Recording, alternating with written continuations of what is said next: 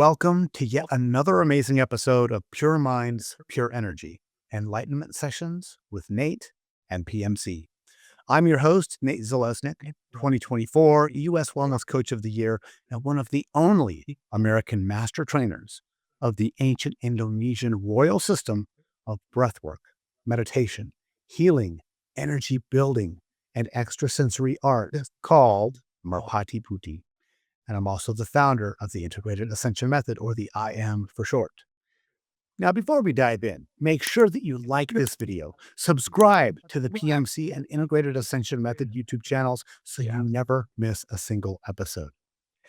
Today, I am so honored to introduce a true pioneer in conscious music, someone who seamlessly blends rhythm, melody, and energy to create deeply transformative experiences. My friend Nate Stein, known as Equanimous.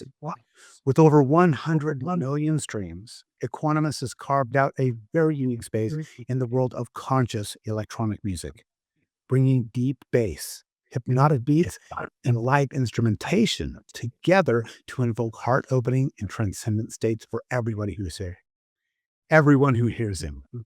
His music isn't just something that you hear, it's something you feel on a cellular level.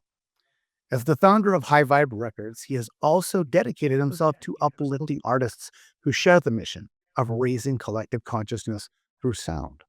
His work bridges the worlds of ecstatic dance, meditation, and spiritual exploration, creating an immersive journey for those who want to connect deeper with themselves through music. In this episode, we're going to explore the spiritual essence of music, the role of sound in meditation, and how we can use intentional rhythms and frequencies to raise our own consciousness. So get ready for a deep dive into the healing power of sound with the one, the only Equanimous. Nate, thank you so much for being here. It's an honor to have you. Yeah, thanks so much for having me. I'm super grateful to be here. Your music, I've been following you for years, and I've been enjoying your sounds for years. And your music is really known for the ability to transport listeners into, we'll just call them higher states of consciousness. How do you infuse spiritual intention into your creative process? Whew. You know, I feel like it starts with living a certain way. So, I have my own relationship with spirit, as everyone does. And I think as we as humans cultivate and develop that relationship, it puts us in a specific state. And then from that state is where we create. And that's where I make my music from. So I would say that I view it a little less as, hey, I'm going to connect with spirit and then make music. It's more like spirit is something that I'm integrating in my life and then I'm constantly feeling. And then from that place, the music comes. I love that. I mean, music has been used for, I don't know, ever since someone took a stick and hit a log and started Right. making a rhythm. It's been used in meditation and healing for millennia. So, Yeah. as a professional musician who plays all over the world, which I'll have you talk about where you're going to be playing next very soon. Sure. But what role do you really see sound playing in the deep meditation and the self-awareness, like the process of it? Yeah. It's definitely a transcendent sense. I think this was explained to me that singing is really just elongated speech. So if you say hello really slowly, you say hello, that's tone, Right. that's vibration, that's a message that's getting sent. And I feel like a master can craft those sonic vibrations to make really resonant spiritual experiences for people. And I think it really comes down to consciousness. And that's the Yeah. thing that I love what you do, because you bring consciousness to the party and then the party follows into that. That's what we say. Exactly. It's Yeah, and it's important. Like I love to have a good time. I actually believe that, or at least in my life, some of my biggest healing came through celebration. Came through healing through joy. I've spent so much time meditating and doing different things and workshops and all that stuff. And I really found that for me, the most healing experiences was that of celebration and joy. And so that's what I try to bring is I try to bring the party, I say the party, but like joy and celebration to consciousness. And then vice versa, a lot of people are just like celebrating unconsciously, and that's no good because it could be hurtful to yourself. And so it's really about bringing consciousness to that space as well. Yeah, without a doubt. And when you perform lives, not just like a lot of DJs out there, they do so much of the work in the studio and then they go press the space bar. And in a lot of ways, of course, they're doing other things, but Sure, yeah. this is yours is a blend of DJing, it's live instrumentation, and it's also deep energy work. How do you really see the connection between the movement, the sound, and the spiritual expansion? What does that mean to you? Yeah. Just like any other DJ, I also have just DJ sets where even in those spaces, I'm not like nothing's planned. It's all playing off people's energy. And then when I am doing a more live set where there's like keys and then djembe drums, whatever, if I'm beatboxing, I'll say at least with these three, I'll say with keys, often I'll bring in if I feel like more heart is needed in a space. Because I feel like keys can, at least the way I play them, I feel like can really bring heart. And then with djembe or drums, I'll bring that if I feel like there needs to be more energy in a space. And then if I feel like for any reason someone's tuning out or things like this, that's where I feel like the beatboxing comes in really handy because it's entertaining. And so those are like the three keys that I weave into my live sets. And it again, it really, it's a journey, it's an experience, it's a conversation between the audience and myself. And that's what creates the hopefully euphoric experience. I love it. So for everybody out there right now, I want you to pause this video and go to your Spotify, go to your YouTube music, go to your Pandora, go to your YouTube, iHeartRadio, whatever it is, and make yourself an Equanimous playlist. If nothing else, type in Equanimous and go start radio or look at his albums. And when you do your meditations and you take your pyramid and you put it on your head and you sit down to meditate, once in a while, drop in with some Equanimous. I know that you're going to really feel it and enjoy that as you drop in and you're with your breath, like Patriji taught to be with your breath and to meditate. And I love it. I've got I have Thank you. a playlist of yours on every streaming service that I have. I love that. Me too. That's why I'm Thank you. so Yeah. glad to have you here. But going back to with the spirituality of this, there are so many ancient traditions that we use sound healings. They have Tibetan bowls. They have mantra chanting. Have you ever explored any of those techniques in your music? Totally. Yeah, definitely. I've done like lots of binaural beat stuff.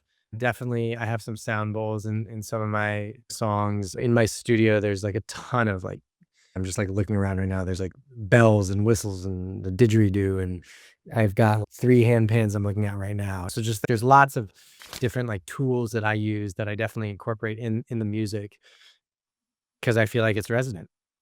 Yeah.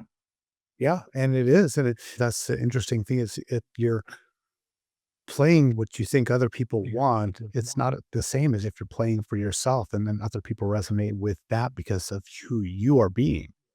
That's Totally. just a beautiful thing, and so with you, what you said is before about the place where you're coming from, your own personal practice, your spiritual practice. What is your personal meditation or your mindfulness practice, and really, how does that influence the music you create directly?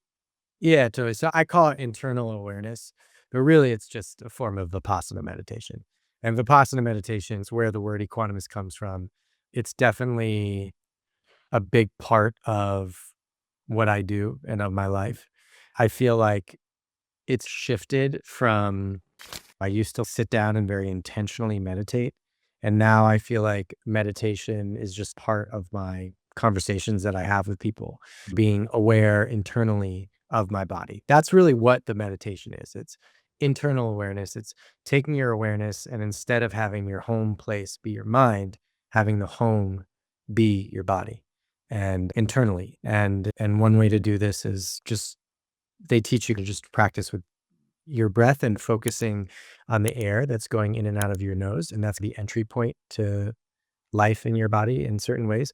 And then just bring that everywhere. And that's just been so helpful for me to really identify with myself, with my being, with my body. And yeah, I believe that it brings good health to bring awareness to your cells and all of that as well.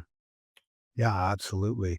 When I had an interview with someone earlier today. Her name is Jennifer K. Hill, and she is one of the wisest beings that I have spoken with. She's just incredible. She said something because she was on the subject of speech, but it directly applies to music as well. That she said that words are paintbrushes that we use to paint through time. And so to be very intentional with what we say and how we say it, because we are weaving that paint, that painting through time. I love that. That's beautiful. And I've also heard it said, and I've been saying this for years, that music is painting through time. Sure. Yeah. It It's time. will- Music's timeless. Yeah. And the thing is it's also fleeting because you will never have a B flat come again in that way, right? Is it going to be there and then it's going to the next one? So it's almost like immediate mantras like the Tibetan monks do, where they make these amazing mantras out of sand and then they wipe them all away. So it's not permanent. But Mm. stays permanent is how it affects us and makes us feel. And there's certain frequencies and sounds, they've been shown to shift brainwave states. So you mentioned a little bit about binaural beats. So how do you incorporate intentional sound and frequencies in your compositions to help give the people a better experience? Yeah, there's obviously some science behind it, but I just do what feels right in the system. There used to be a belief, there is still this belief that the earth, the Schumann resonance, right? 7.83 hertz. And I've heard many different things, but what I feel is the most accurate, at least that I've heard, is that was the measurement that was measured on a specific day. But since then, the earth's frequency has changed, has gone higher. And the 7 point, if you ever heard 432 hertz and stuff like that, oh, that's more spiritual or something like that. That's just based off of the 7.83, which does have validity, and it's like a preference. There's there's every number of hertz. You can literally go, if you ever take one of those like sound machines, you can literally go from like 0 to like 20,000. I actually have one of these things and you can go even higher than 20,000. I tried it once and it made like the dog bark in the neighborhood. And I was like, oh, we're not doing that. I couldn't even hear it. And really, I feel publicly at least, to know what hertz do what. I know that some can cure different things, but the truth is it just feels like we're very new. I feel like a lot of that information's been hidden. And yeah, I guess the way that I put it in my music is, I've tried making things in 432 before. 441 is the main thing for everyone, and that's what makes people feel safe. And so I do a lot of my music in that tuning. But I've definitely experimented with others, and I think it really just depends on what resonates. Yeah, absolutely. That's the interesting thing. I've read it numerous times. Oh, Mozart, that music was all created in 432. I'm like, but they didn't have tuners back then. No, it wasn't. It was created. Of course, they said, "Oh, this sounds good to my perfect pitch ear," Right. and now everybody Right. was going to tune off of the clarinet or off of the violin. Who was that everybody in the orchestra? As a longtime clarinetist, people would tune off of me. I would play it. Exactly. Anybody else? Whenever you're right to. So that's interesting. And when it comes down to it, there are so many, not just notes. So you've got A and then a B, and then you got your sharps and flats, but there are many steps in between. Yeah. Like some of the Asian scales actually incorporate that.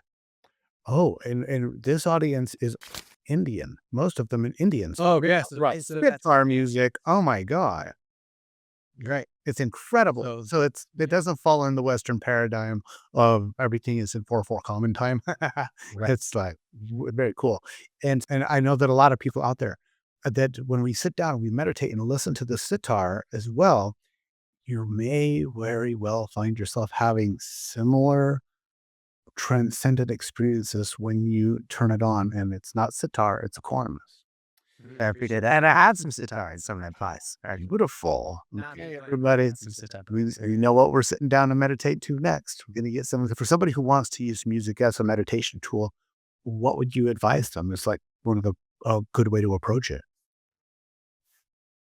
To use music as a meditation tool, I feel like it's very similar to doing a guided meditation.